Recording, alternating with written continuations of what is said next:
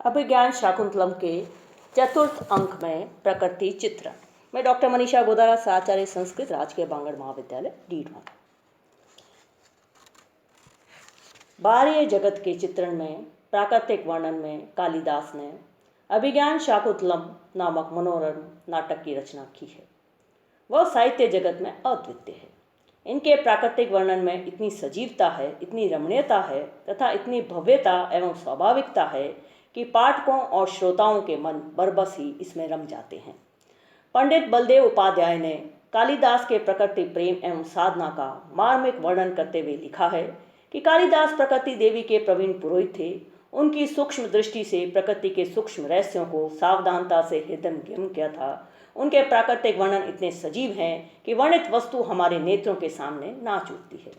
बाह्य प्रकृति का सूक्ष्म निरीक्षण करना तथा उसका मार्मिक अंश ग्रहण करना कालिदास की महती विशेषता है। मनुष्य तथा प्रकृति दोनों का मंजूल संपर्क तथा अद्भुत एक रास्ता दिखाकर कवि ने प्रकृति के भीतर स्फुटित होने वाले हृदय को पहचाना है। अभिज्ञान शाकुंतलम नाटक में आद्योपांत कोमल एवं सरस प्रकृति का भव्य वर्णन मिलता है। उनकी शकुंतला वस्तुतः प्रकृति कन्या ही है। वह प्रकृति के उन्मुक्त वातावरण में उत्पन्न हुई। प्रकृति ने ही उसका पालन पोषण और श्रृंगार प्रसादन किया तथा उसका अधिकांश जीवन भी प्रकृति की गोद में अर्थात तपोवन में ही व्यतीत हुआ। तपोवन के वातावरण में पली हुई शकुंतला जिस समय आश्रम के वृक्षों को सींचती हुई हमारे सम्मुख आती है, उस समय आश्रम वृक्षों के प्रति शकुंतला का स्नेह ऐसा जान पड़ता है मानो वे उसके सगे कुटुंबी ही हों। अभिज्ञान शाकुंतलम के चतुर्थ अंक में महर्षि कणव पति दुष्यंत के यहाँ जाती हुई शकुंतला को निर्दिष्ट करके वृक्षों की ओर देखते हुए कहते हैं कि पातुम न प्रथमम व्यवस्यति युष्मासु अपीतेषु या नादते प्रिय मंडनापि भवतान स्नेहेन या पल्लवम।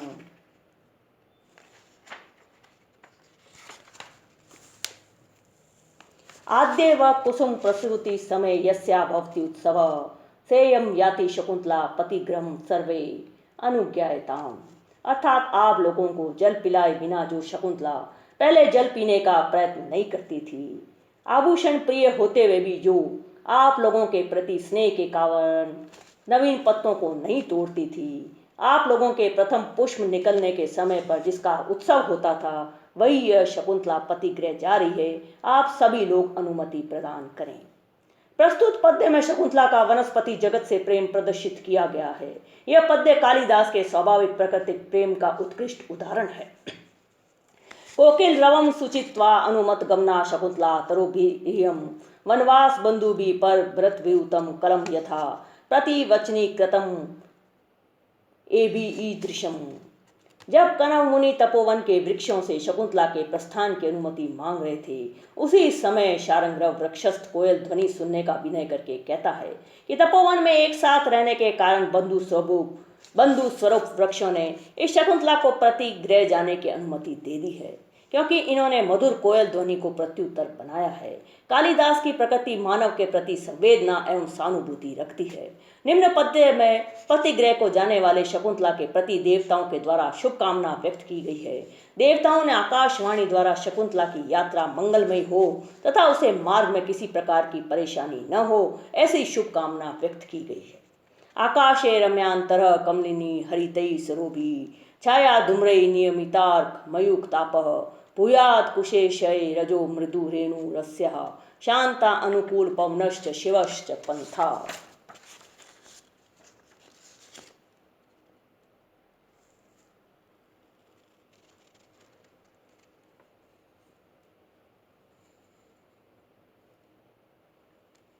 उपरोक्त श्लोक में कवि ने मानव और प्रकृति के घनिष्ठ रागात्मक भाव संबंध की अभिव्यक्ति की है। अभिज्ञान शाकुंतलम के चतुर्थ अंक में कालिदास ने प्रकृति और मानव को एक घनिष्ठ प्रेम संबंध में आबद्ध दिखाकर दोनों का परस्पर सौहार्द प्रस्तुत किया है। पंडित बलदेव उपाध्याय के मार्मिक शब्दों में कालिदास का यह प्रकृति चित्रण अनुपम है। उन्होंने लिखा है, आश्रम की बालिका शकुंतला को अलंकृत करने के लिए प्रकृति स्नेह से आभूषण वितरण कर रही है। मृग छोना शकुंतला को जाने नहीं देता। प्रकृति पत्तों के गिरने की व्यास से आंसू बहाती है। प्रकृति तथा मनुष्य का ऐसा सहानुभूति पूर्ण वर्णन संस्कृत साहित्य में कम उपलब्ध होता है। यह दृश्य कालिदास के प्रकृष्ट प्रकृति प्रेम तथा असीम करुण रस की वर्णन शैली का सुस्पष्ट परिचायक है। कालिदास की दृष्टि में मानवीय सौंदर्य का मापदंड प्रकृति ही है। केसर वृक्ष के नीचे खड़ी शकुंतला के कारण केसर वृक्ष भी लता सनात प्रतीत होता है। त्वया उपगतया लता सनात एवं केसर वृक्ष प्रतिभाति, तथा ऐसा होना स्वाभाविक ही है, क्योंकि शकुंतला की भुजाएं उस लता की कोमल टहनियां हैं, अद्रोष्ट की लालिमा किसले की रक्तिमा है, तथा अंग प्रत्यंग पर व्याप्त यौवन ही उस लता की कुसुम समृद्धि है। महाकवि कालिदास के प्रकृति वर्णन की एक अन्य महत्वपूर्ण विशेषता यह है कि प्रस्तुत की अमूर्त विशेषताओं और सूक्ष्म संबंधी विलक्षणताओं के साक्षात्कार के लिए वह प्रकृति के अप्रस्तुत प्रसंगों की निर्बाध सहायता लेता है। शकुंतला की अकृत्रिम सुषमा की ललित कल्पना को मूर्त रूप में चित्रण करने के लिए वह कहता है, सरसिजम मनोविद्यम शैवले नापी रम्यम मलिनम अपि हिमांशो लक्ष्म लक्ष्मीम तनोति इयम दिक् मनोज्ञा वल्कले नापी तन्वी किमेवि मधुरा नाम मननम नाकृति नाम। इसमें शकुंतला की सहज रूप संपत्ति का मूर्त प्रत्यक्षीकरण करने के लिए सेवार से घिरे हुए कमल तथा सकलंक कलाधर की सहायता ली गई है। महाकवि ने अपनी रचनाओं में प्रकृति का आलम्बनात्मक एवं उद्दीपनात्मक चित्रण किया है। उनकी निरीक्षण शक्ति अत्यंत सूक्ष्म तथा पैनी है। उनका निरीक्षण वैज्ञानिक तथा प्रतिभा मंडित है। उनकी सूक्ष्म दृष्टि ने प्रकृति के सूक्ष्म से सूक्ष्म रहस्यों को बड़ी सावधानी से हृदयंगम किया है। उनके प्राकृतिक वर्णन इतने सजीव हैं कि वर्णित वस्तु हमारे नेत्रों के समक्ष नृत्य करती हुई सी प्रतीत होती है। बाह्य प्रकृति का सूक्ष्म निरीक्षण करना तथा उसका मार्मिक अंश प्राप्त कर लेना ही कालिदास की महती विशेषता है। उनके प्राकृतिक वर्णन में निरीक्षण की नवीनता, सहृदयता की सरसता तथा कल्पना की कमनीयता पाई जाती है। हाँ, इतना अवश्य है कि उन्होंने प्रधानतः प्रकृति के केवल भव्य मनोरम सौंदर्य समुज्ज्वल तथा यथार्थ पक्ष का ही वर्णन किया है।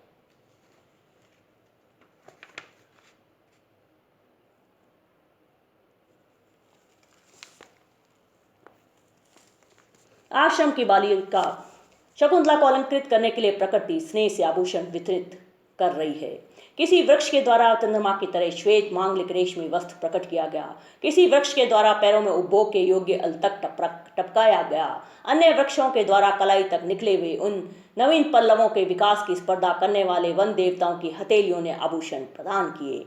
सौमम केंचित इंदु पांडु तरुणा मांगल्यम आविष्कृतम निष्ठुत चरण उपभोग सुलभ लाक्षा रस केंचित अन्य व्यो वन देवता करतली आ पर भाग उतितई दत्तानी आभरणानी तत्किसलय उद्भेद प्रतिद्वंदी भी। चतुर्थ अंक का चौथा श्लोक। मृग शावक शकुंतला को जाने नहीं देता है। प्रकृति पत्तों के गिरने के बहाने से आंसू बहाती है। प्रकृति तथा मनुष्य का ऐसा सहानुभूतिपूर्ण वर्णन चतुर्थ अंक में उपलब्ध होता है। यह दृश्य कालिदास के प्रकृष्ट प्रकृति प्रेम तथा असीम करुण रस की वर्णन शैली का सुस्पष्ट परिचायक है। उद्गलित दर्भ कमला मृग्य परित्यक्त नर्तना मयूरा अपसृत पांडु पत्रा मुंचंती अश्रुनी लता। अभिज्ञान शाकुंतलम में प्रकृति एक पात्र के रूप में चित्रित की गई है। कालिदास ने इस नाटक में प्रकृति को मानव की सच्ची अर्थों में सहचरी बना दिया है। वह अन्य पात्रों की भांति अपनी महत्वपूर्ण भूमिका इस नाटक में अदा करती है। इस नाटक की प्रकृति मानव जीवन की अनुभूतियों से संयुक्त होकर चित्ताकर्षक बन गई है। मनुष्य एवं प्रकृति का यह सम्मिलन अद्भुत है। प्रकृति न केवल मनुष्य के लिए मनोरंजन का साधन है, अपितु वह मनुष्य की उच्च शिक्षाएं भी प्रदान करती है। कालिदास ने प्रकृति को उपदेशिका के रूप में चित्रित किया है। सूर्य और चंद्रमा से एक का उदय और दूसरे का अस्त हो रहा है। इससे लोक में उदय और व्यसन के युगपत साथ साथ आने का परिचय मिलता है। इस पद्य से कालिदास ने शिक्षा प्रदान की है कि सुख व दुख जीवन में आते जाते रहते हैं, अतः मनुष्य को सुख में न तो अत्यंत सुखी होना चाहिए और न ही दुख में अत्यंत दुखी। अंतर्हिते शशिनी सेव कुमुदवती में दृष्टिम न नंद्यति संस्मरणीय शोभा ईष्ट प्रवास जनितानी अबला जनस्य दुखानी नूनम अति मात्र सुदुसहानी। कालिदास की प्रकृति सहानुभूति प्रदर्शन मात्र नहीं, दुखी जनों को सांत्वना भी प्रदान करती है। प्रियजन विरह से पीड़ित मानव को प्रकृति ही अपनी गोद में लेकर पीड़ा सहन करने की क्षमता प्रदान करती है। चतुर्थ अंक में चक्रवाकी विलाप को सुनकर जब शकुंतला कहती है दुष्कर्म अहम करोमि, तब अनुसुईया कहती है एषापि प्रियेन विना गम्यति रात्रि विषाद दीर्घतराम गुर्वपि विरह दुखम आशा बंधम सायति। चक्रवाकी के सुदान से अनुसुईया शकुंतला को सांत्वना प्रदान करती है। रविंद्रनाथ टैगोर का एक कथन सर्वथा उचित है कि अभिज्ञान शाकुंतलम में प्रकृति वस्तुतः एक पात्र है। अभिज्ञान शाकुंतलम में से प्रकृति को निकाल दीजिएगा तो सारा का सारा ढांचा पृथ्वी पर गिर जाएगा। मनुष्य यहाँ रसायन के समान संश्लिष्ट है।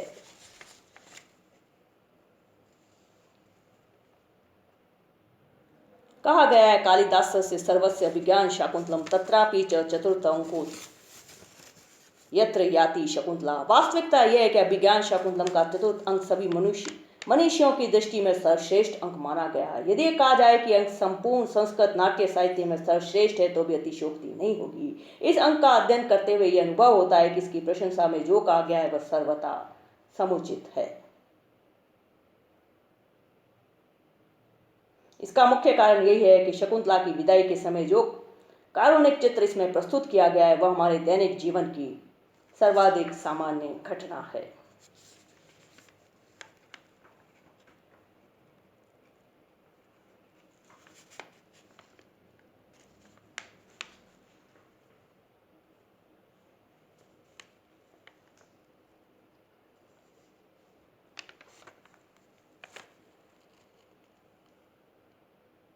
प्राकृतिक दृश्य और तपोवन का वातावरण। नाटकीय कथा वस्तु में अंगूठी अथवा शकुंतला की अपेक्षा कम आवश्यक तत्व नहीं है। वायु में हिलते हुए कोमल विटप आम्र वृक्ष को चारों ओर से घेरे हुए नवमालिका लता, आसन प्रसवा मृगी, शिशु मृग शावक और मयूर, ये सभी जीवन और अनुभूतियों से उतने ही परिपूर्ण हैं जितनी शकुंतला अथवा प्रियंवदा। मनुष्य और प्रकृति यहाँ रसायन के समान संश्लिष्ट हैं।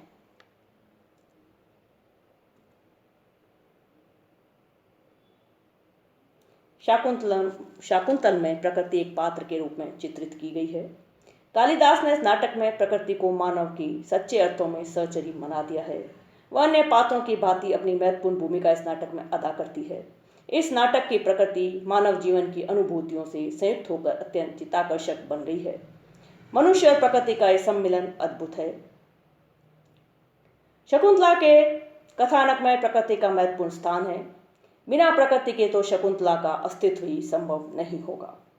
अंत में हम पंडित चंद्रशेखर पांडे के शब्दों में इस प्रकार कह सकते हैं, कवि की सर्वोच्च प्रतिभा का निदर्शन प्रकृति संदेह का मार्मिक उद्घाटन शकुंतला में जाकर हुआ है। अद्योपांत मानवीय भावनाओं का चित्रण करते हुए भी शाकुंतल सर्वत्र मनुष्य का प्रकृति के साथ मधुर संबंध स्थापित करता है। प्रथम अंकमयी नगर के वासनामय विलास और तपोवन के अकृत्रिम वैभव के तारतम्य पर प्रकाश डाला गया है। इंद्रिय वासना की तात्कालिक लहर शांत होते ही हम प्राकृतिक और आध्यात्मिक सौंदर्य के उत्तर स्तर पर पहुंच जाते हैं। मर्त्य लोक और स्वर्ग लोक के मध्य स्थानीय हेमकूट पर्वत पर महर्षि मारीच के पावन तपोवन में न केवल प्रेमियों का पुनर्मिलन होता है अपितु अंतर और बाह्य प्रकृति के चिरंतन संयोग की पुनः प्रतिष्ठा भी हो सकती है।